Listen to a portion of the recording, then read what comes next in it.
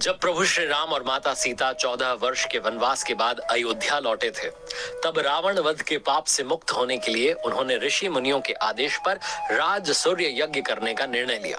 पूजा के लिए उन्होंने मुग्दल ऋषि को आमंत्रित किया। मुग्दल ऋषि ने मां सीता पर गंगा जल छिड़क कर उन्हें पवित्र किया और कार्तिक माह के शुक्ल पक्ष की षष्ठम तिथि को सूर्यदेव की उपासना करने का आदेश दिया।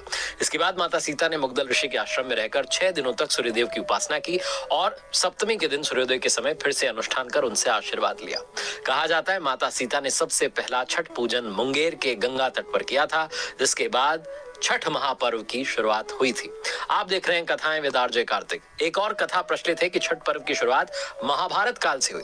इस पर्व को सबसे पहले सूर्यपुत्र कर्ण ने सूर्य की उपासना करके शुरू किया था। कहा जाता है कि उस भगवान सूर्य के परम भक्त थे और प्रतिदिन घंटों तक पानी में खड़े होकर के सूर्यदेव को अर्घ्य देते थे। सूर्य की कृपा से ही वो महान योद्धा बने और आज भी छठ में अर्घ्य दान की जो परंपरा है ये बड़ी प्रचलित है। छठ पर्व के बारे में एक और कथा है और वो ये कहती है कि जब पांडव सारा राजपाट जुए में हार गए, तब रानी द्रौपदी जो थी उन्होंने छठ व्रत रखा था। इस व्रत से उनकी मनोकामनाएं पूर्ण हुई और पांडवों को सब कुछ वापस मिल गया। ये भी कहा जाता है कि सूर्यदेव और छठी मैया का संबंध भाई बहन का है, इसलिए सूर्यदेव की आराधना को जो है फलदायी माना गया है।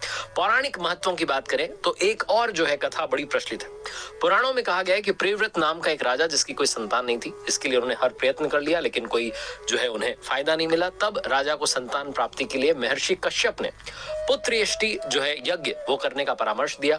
यज्ञ के बाद महारानी ने एक पुत्र को जन्म दिया लेकिन वो मरा पैदा हुआ। राजा के मृत बच्चे की सूचना से पूरे नगर में शोक छा गया।